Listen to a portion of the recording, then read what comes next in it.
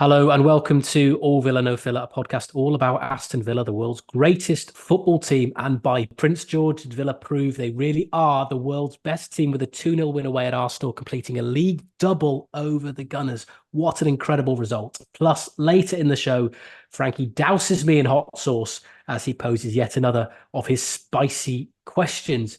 First things first, Frankie, how are you? Well, How are you George, feeling? Because I know you were saying ahead of the show, physically, you're not very well, but spiritually, emotionally, you must be feeling on top of the world. I tell you what, I've been feeling terrible, George, all weekend, but I think I know what the cure for the common cold is, and it's Unai Emery's Aston Villa Yeah. beating Arsenal 2-0 away from home You in can one of the most. forget your paracetamols, your ibuprofens. I just need a dose of a Villa win, Yeah, and I feel right as rain. I just need to see a picture of Unai Emery looking happy, or Ollie Watkins running away celebrating a goal, and my horrible cold that I cannot get rid of is is what cures me. I've got a famous grouse right with me, just to get through it. The whiskey with me. I've also got a Self-medicating, tea and I've got a water. I've got everything to try and get me through this podcast because all the I, liquids. I was sort of planning today. I was thinking like Arsenal way, it's not going to go great, is it? And then as soon as I saw the result, it was watching that. I was like, well, there's no way I'm not doing a podcast tonight because I've got to Yeah, do this. Got yeah. to get through it. As was it Craig David? We've got to get through this. It was Craig David. Yeah, I got to certainly get through was. this. Da, da, da. Yeah. But look. Um, what an absolutely unbelievable win, George. I mean, you know, we under Unai Emery, we have witnessed some absolutely incredible performances. I think to the Newcastle 3-0, the Man City 1-0, the Man United 3-1, the Arsenal 1-0 at home. Um, just performances that, we've not really seen at Villa for such a long time. Yeah, Um, I haven't seen it, Villa. no, For me, this is it kind of all goes beyond what I've seen a Villa team do over the course of a season. I mean, yeah, over the course of a couple of seasons, you might here and there get these sort of like anomalous results, which don't really have a huge bearing on where we end up finishing in a season. yeah, But um, but this is consistently beating good teams over the course of one season or a couple of seasons. yeah. It's just as far as it's unparalleled as far And as I'm concerned. exactly that, George. And you think back on great results, you think of like, let's say when we beat Blackburn 6-4, right? Amazing. In the semi-final of the Carabao Cup, lost in the final. Beat Liverpool 2-1 in the FA Cup semi-final back in 2015. Again, great when they lost 4-0 against Arsenal in the final.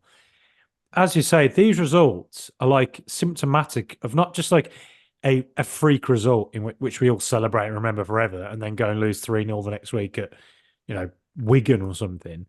It's like this is symptomatic of the team we are. This is what we're capable of. And watching Villa today, you know, you always hear about the talk about Thursday to Sunday football, right? Yeah. That's how difficult it is. Aston Villa have not played European football from 15 years, like 14, 13, 15 years. It's been that long. So we have no recent history of like these sorts of fixtures and games. We've just gone and played a really, really tough game on Thursday night against Lille.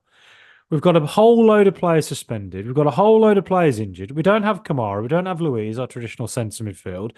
Yeah. All season we've been doing that, Mings, without Buendia. We've barely ever been able to play our first 11. We've barely been able to play our first, like, our main strength fullbacks, or centre backs, sorry, defence, everything.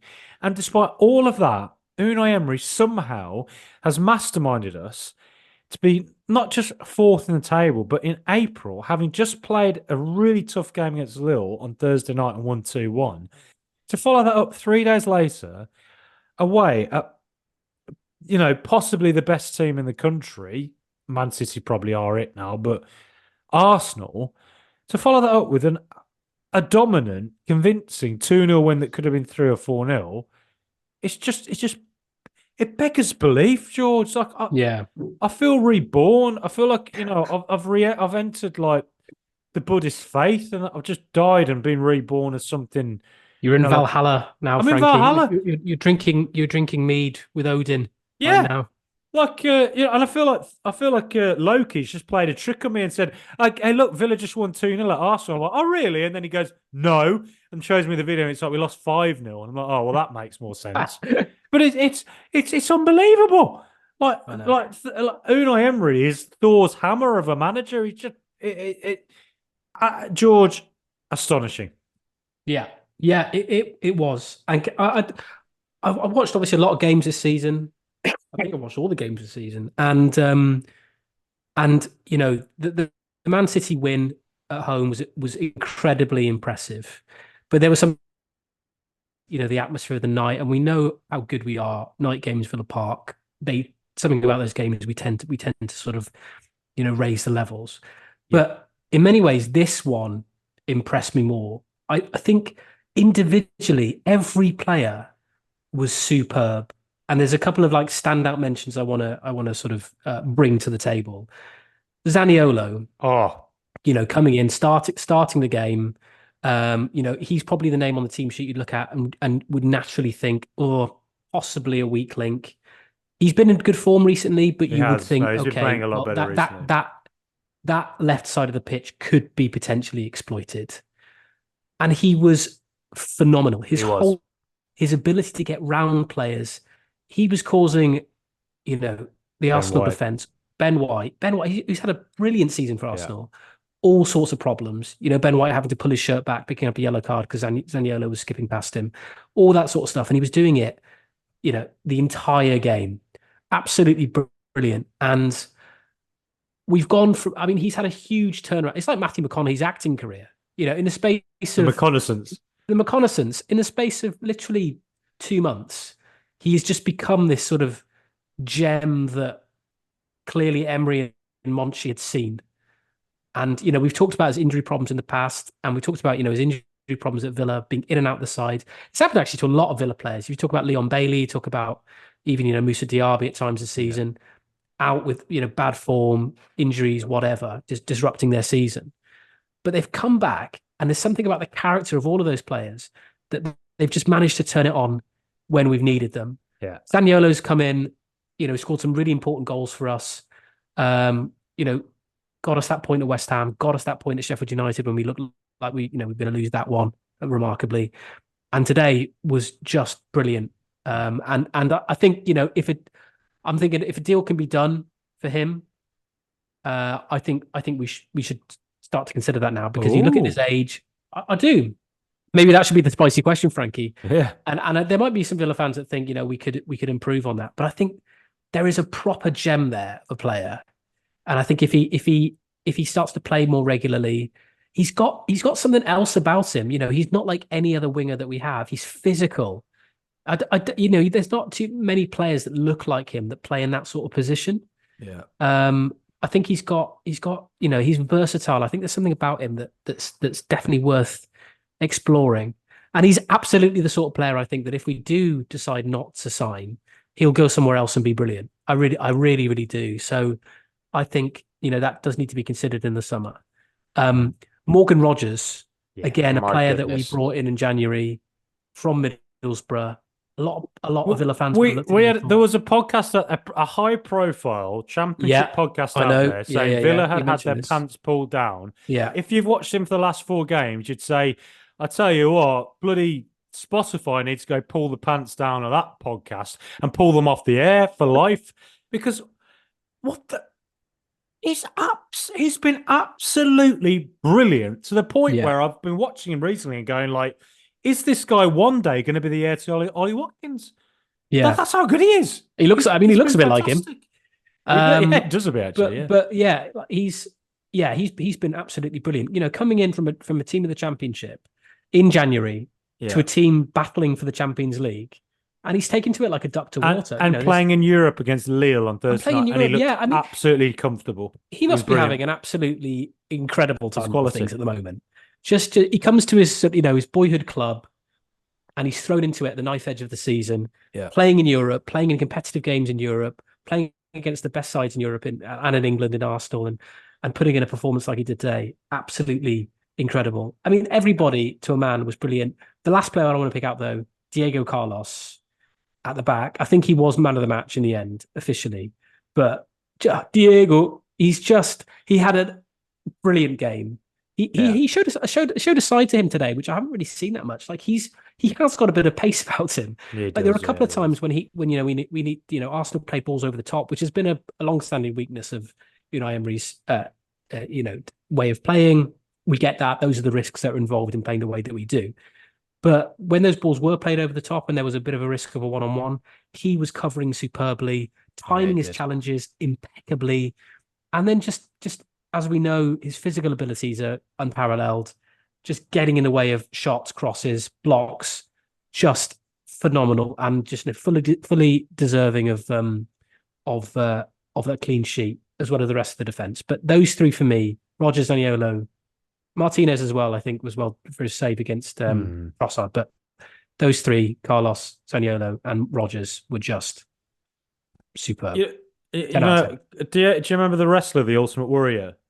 Yeah, That's what Diego Carlos is. Like, I can see him coming down and just with the ropes, like banging them up and down. He's got the tassels around his arms. He's built like the Ultimate Warrior. He is. If he'd been at WrestleMania last week, he'd have beaten Roman Reigns after 4 years, and it wouldn't have taken bloody The Undertaker to get involved. Carlos would have won within 2 minutes. And we'd all be like, well, I just paid 50 quid for that bloody pay-per-view, and Carlos won it within seconds. Carlos is something...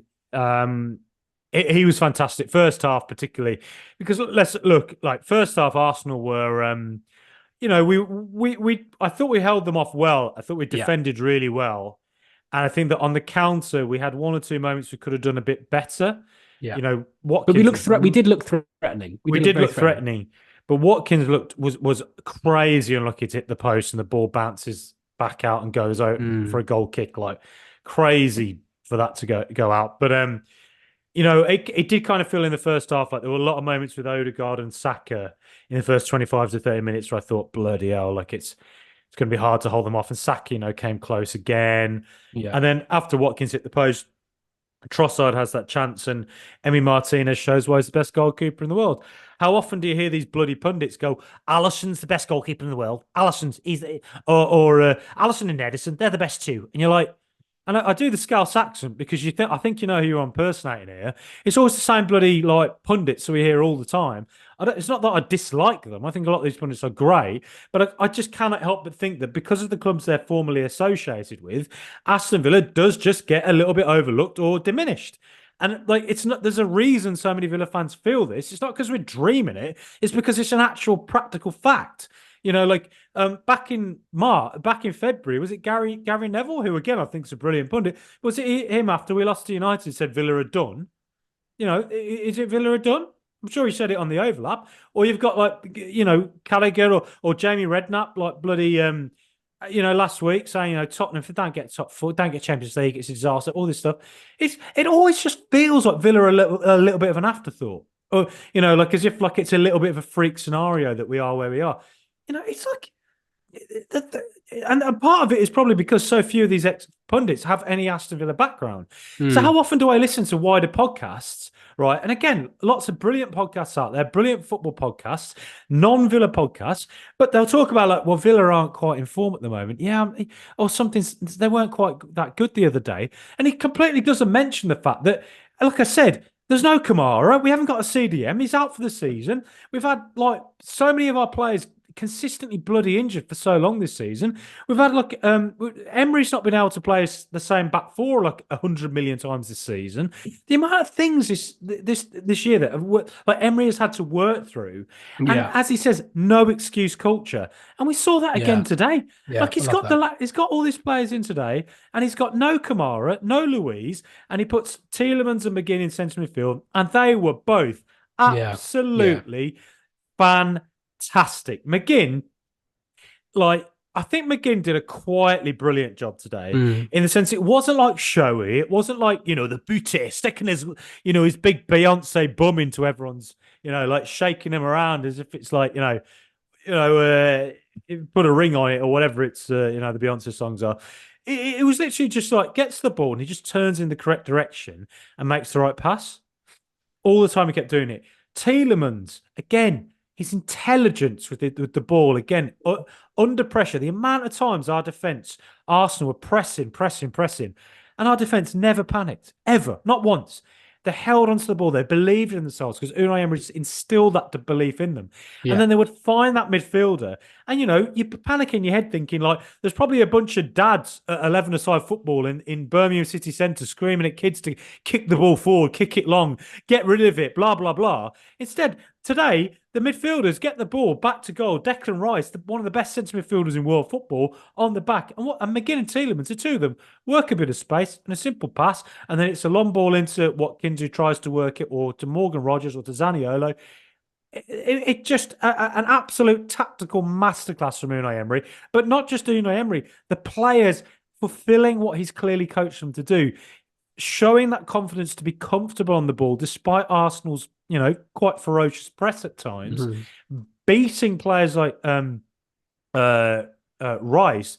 It was absolutely fantastic. It just fantastic. And, first off, we were under the cosh a fair bit, and that's where I think Diego Carlos really shone. I thought it was fantastic. I think Luca Dean did a good job as well, because Odegaard and Saka, I think, down that side were really causing problems first half. But the second half, the way we just sort of took control of the game, kept playing our game, kept hold of the ball, didn't let Arsenal get into our heads, and then we got into their heads, conversely. It was just an absolutely miracle performance. Yeah. And I give 10 out of 10 to every single player. The subs who came on, the players are on the pitch, everyone doing their defensive duty, everyone doing what they had to do in attack. It was symbolic of what it is under Unai Emery at Villa, in that, we hear, we think of that all the time with the Villa of old. The Villa of old can't do this. The Villa of old would do this. The Villa of old would bottle it here. Like when Brentford came back to 3-2, the Villa of old lose 5-2. Instead, we come back and we draw 3-3. Today, the Villa of old, do we comfortably play it around at the back with Arsenal putting us under pressure? Play it into McGinn, play it into Tielemans, with Rice putting them under pressure? I don't think we do that. I think the Villa of old caves in and we lose 3-0. But the Unai Emery Aston Villa doesn't do that. And we're mature, we hold off, we have a defensive masterclass, and then we wait for our moment when Arsenal get tired, the concentration goes, and we pick out those 2 goals like we did. George, honestly, if you were here in person, I would hug you, and I dare say I'd probably kiss you. That's how happy I am. And that is the All Villa and Villa podcast for this evening. It was, yeah. Absolutely, yeah. It was. I mean, the amount of times we were playing out from the back, and it was just neat, specific, as you say, complete unpanicked, calm football. To get out from the back quickly to get past the Arsenal press was just phenomenal. It's a brand of football I've never seen Villa play. It's with players in terms of their quality that I've never seen wear a Villa shirt before. Yeah. 1 to 11 through the front to back.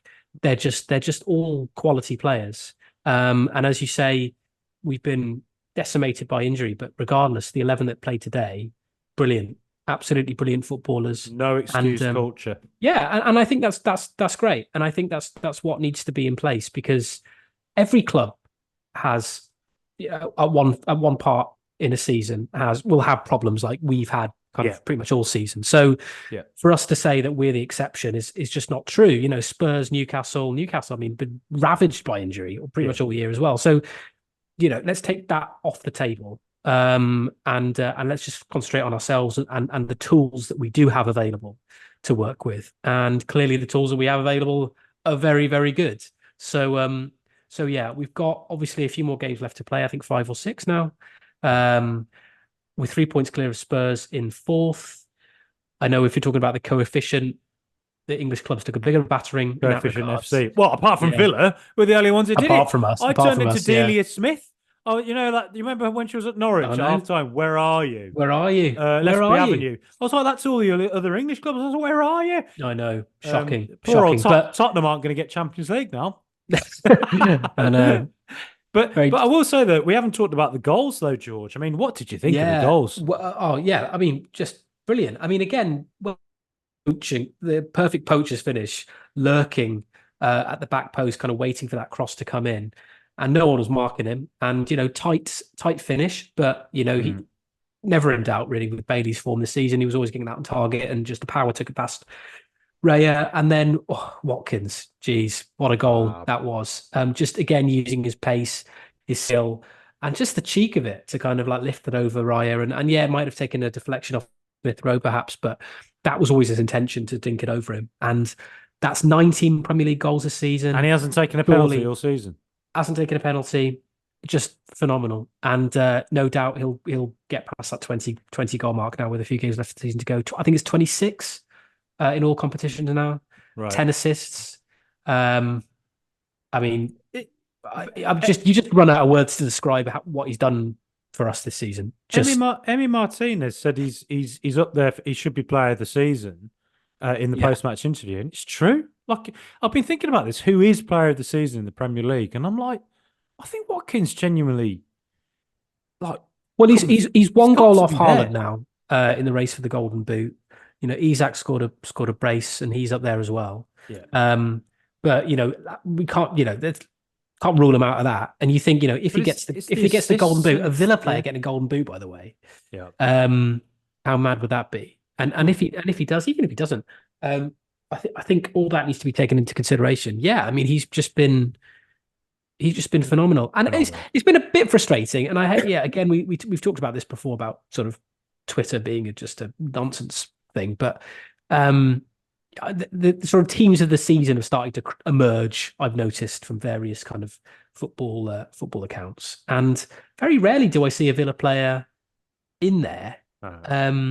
Despite where we are again, it's the Villa overlooked thing. But and I get it. You know, I kind of feel like, you know, we do have standout players, we do, but we don't have kind of like world beating individuals. We are, you know, the sum of our parts is our strength. I'd call Bailey. I think Bailey, but I think we do. I think Bailey, Watkins, Louise, and I think we do. But I also think that we do play very well as a team. We don't rely on individuals like, that's fair. You know, Liverpool do perhaps a little bit with Salah, you know, to score the goals. But you know, but then saying that, Watkins is our Salah. Watkins scores all kind of goals and the assists as well. And so you know, it's just rubbish. So I do kind of feel that way, and I don't want to go all conspiratorial and say that, you know, it's this sort of like, you know, that someone shot JFK from the grassy knoll. The Illuminati are behind the sort of like anti-Villa bias, but it is slightly frustrating when you do see like a team of the season and all of our players seem to be completely disregarded. I mean, we're fourth on the table, and there's players from Chelsea in there, like Cole Palmer, who's obviously had a good season, but and scored like 1 million penalties. Yeah, precisely. Yeah. So it's you know, but whatever. It's kind of like all that is kind of just noise, and ultimately the only thing that matters is the league and the actual league and the actual team, rather than anything sort of fancy. And Villa should use it as fuel, like you know, use it as a siege mentality to help drive us on even further.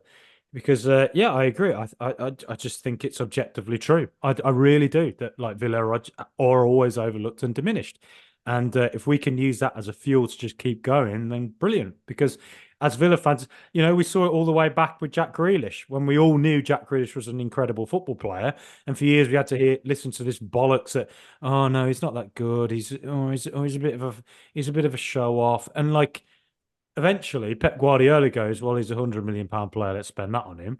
Oh, and guess what? They're now going, you know, we're not idiots. We all see what we're seeing with our own eyes, and eventually the rest of the world has to catch up with that. And I'm delighted that Villa are the ones proving them all wrong at this moment. But those two goals, like you know, like Zaniolo was fantastic all day, but Moreno coming on, playing on that left wing role. How hilarious was it that our two left backs worked so well together to set up the first goal? You know, it was Moreno passes it nicely, way too perfect into Dean.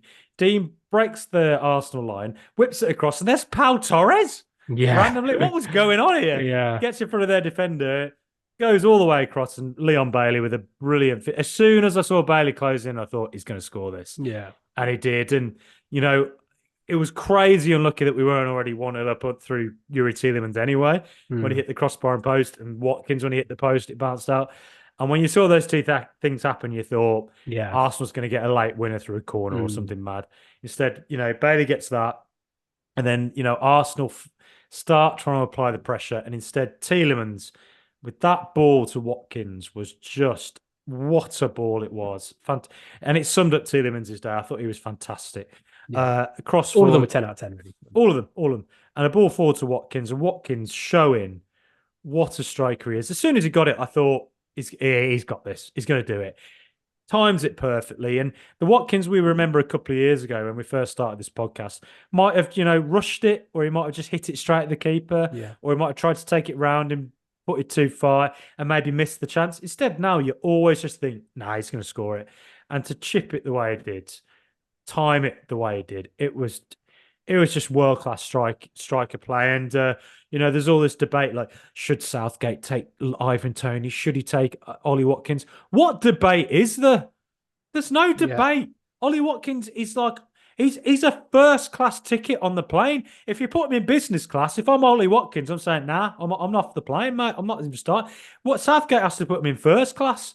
Him and Harry Kane at the front of the plane getting the feet massaged, and getting like bloody, I don't know, like the toenails painted or something, whatever it is that makes them feel happy, because they're, the two of them straight to Germany for the Euros, absolutely. And look, I mean, Villa's performance today, truly one of the best I've ever seen from Villa.